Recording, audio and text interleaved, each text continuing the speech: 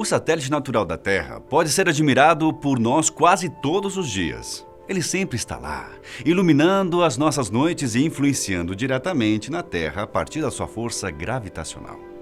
Mas vem cá, você já parou para se perguntar qual é a origem da Lua?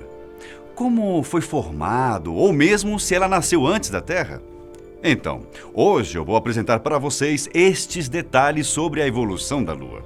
Eu sou Uriel Martínez e seja bem-vindo mais uma vez ao nosso canal Fatos Desconhecidos.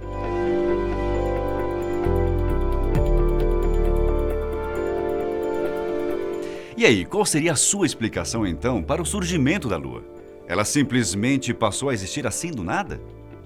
Como na ciência, as pessoas necessitam então de uma explicação científica. Vamos aos fatos. Os cientistas calculam que a Lua orbita em torno do nosso planeta há pelo menos 4,5 bilhões de anos. Muito tempo, você não acha? Porém, a sua origem é bem mais antiga e misteriosa do que você possa imaginar. Uma dessas teorias que explica a origem da Lua é a da fissão. Proposta por George Darwin, filho do grande Charles Darwin, no século XIX, essa teoria afirma que a Lua teve origem através de fragmentos do nosso próprio planeta. Mas como assim? A Terra saiu jogando fragmentos pelo espaço? De certo modo, sim. A teoria da fissão diz que esses fragmentos teriam sido lançados ao espaço em consequência do movimento de rotação da Terra, ainda nos primeiros anos de sua existência. No ano de 1925, Otto Amphirer, um geólogo austríaco, afirmou que o detrito da Terra, que tinha dado origem à Lua, ocupava o que hoje é o Oceano Pacífico. Então, simplesmente um pedaço da Terra se soltou, foi para o espaço e criou a Lua? Essa teoria foi desmentida no século XX, quando cientistas afirmaram que se uma força fosse capaz de extrair um pedaço tão grande da Terra, provavelmente, nosso planeta também seria destruído.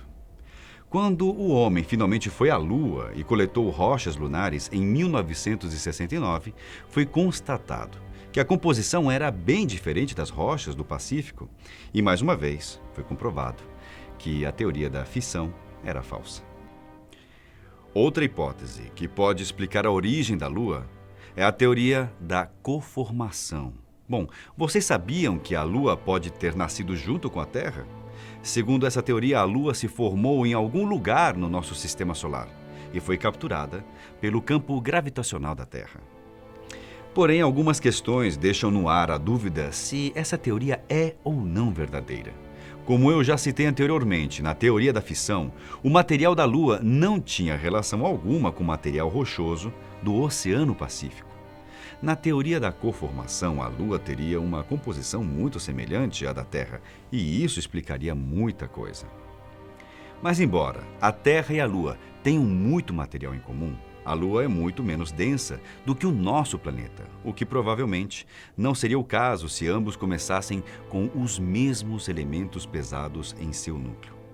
Essa teoria também não explica a diferença entre os ângulos entre a Terra e o seu satélite natural, muito menos o pequeno núcleo de ferro que existe na Lua, descoberto pela NASA no ano de 2011. Então, podemos descartar de vez essa teoria, pois a Lua não nasceu junto com a Terra. A nossa terceira hipótese é a teoria da captura. Ela se baseia em um corpo rochoso formado em outras partes do Sistema Solar, que poderia ter sido colocado em órbita ao redor do nosso planeta. Isso explicaria as diferenças na composição da Terra e da Lua. Mas como todas as outras teorias, existem muitas dúvidas que rondam essa ideia. Primeiro, que a análise da composição da Terra e da Lua mostra que os dois corpos se formaram na mesma época. Segundo, que os cientistas afirmam que um objeto tão grande quanto a Lua dificilmente seria mandado para tão longe. E para finalizar, após capturar um corpo tão grande, a gravidade do nosso planeta seria alterada, sugerindo que a Lua acabaria se libertando da Terra. A quarta teoria fala sobre a colisão entre duas luas. O estudo, que foi publicado em 2011, sugere que a Terra era orbitada por dois pequenos astros. Quando um se chocou com o outro, formou-se a Lua, que conhecemos atualmente. Essa teoria, inclusive, explica algo muito curioso: o fato da Lua ter dois lados diferentes. Um dos lados da Lua é baixo e plano, enquanto o outro lado é montanhoso.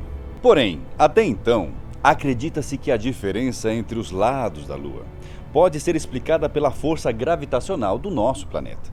Agora, meu caro amigo e minha cara amiga, se ajeite aí no sofá da sua casa, que eu vou contar a longa e mais aceita teoria sobre como surgiu a Lua. De acordo com um estudo feito por pesquisadores do Instituto de Ciências Planetárias de Tucson e do Instituto Harvard-Smithsonian de Astrofísica, a Lua se formou há 95 milhões de anos, depois que os primeiros sólidos se condensaram no Sistema Solar. Antes de entrar direto nessa história, eu preciso deixar claro que, embora existam todas essas teorias citadas, a maioria dos cientistas acreditam que, nos primórdios do Sistema Solar, a Terra foi atingida por um enorme corpo que liberou detritos ao redor da Terra. Essa grande colisão, que aconteceu cerca de 40 mil quilômetros por hora, não teria sido frontal, mas sim de lado. O estudo sugere que o impacto cataclísmico aconteceu entre a Terra e um planeta conhecido como Theia, que tinha mais ou menos o mesmo tamanho de Marte, o que fez com que detritos e pó ficassem espalhados pela galáxia.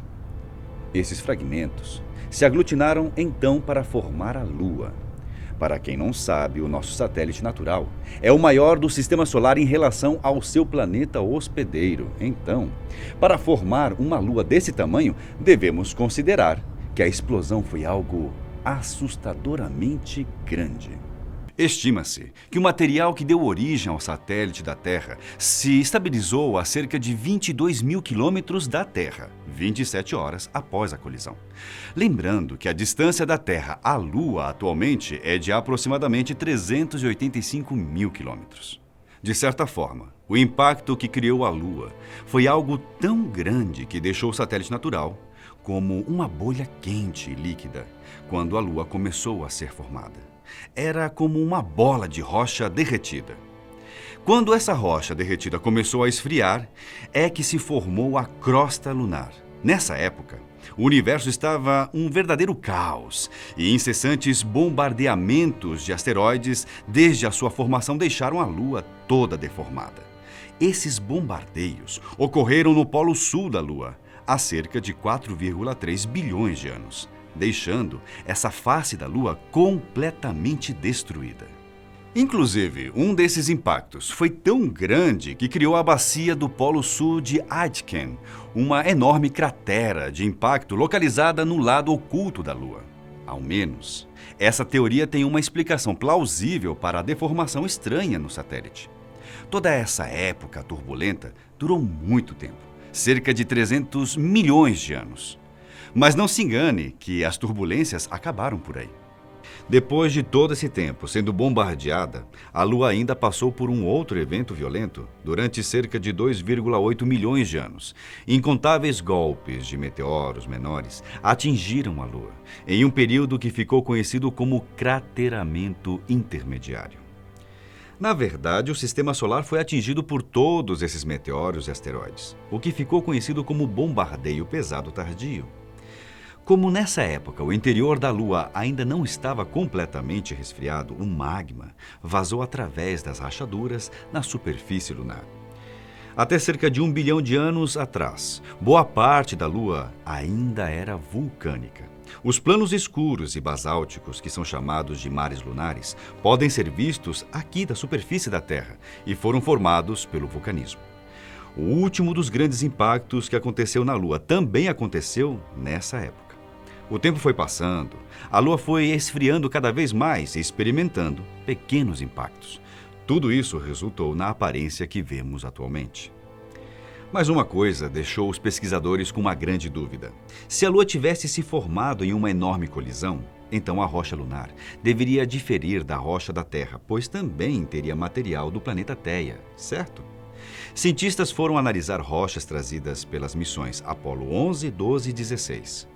Eles encontraram pequenas, mas significativas diferenças nas proporções de isótopos de oxigênio nas rochas da Lua e da Terra. A diferença foi de apenas 12 partes por milhão. Esses resultados dão aos cientistas algumas pistas sobre a composição do planeta Theia.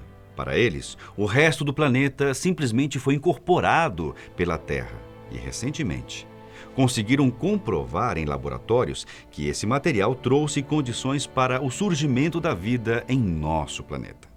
Para os cientistas, estudar como a vida surgiu na Terra pode nos ajudar a compreender coisas quase inexplicáveis. Como os próprios cientistas afirmaram, o estudo indica que um planeta rochoso semelhante à Terra tem muito mais chances de adquirir elementos essenciais à vida, caso se forme e cresça a partir de impactos gigantescos com planetas que tenham elementos diferentes em sua composição. Hoje em dia, qualquer pessoa que olhe para o céu durante a noite pode ver os efeitos da evolução da Lua. Lembrando mais uma vez que até agora essa é a teoria mais aceita pela comunidade científica, mas isso não quer dizer que seja uma verdade absoluta.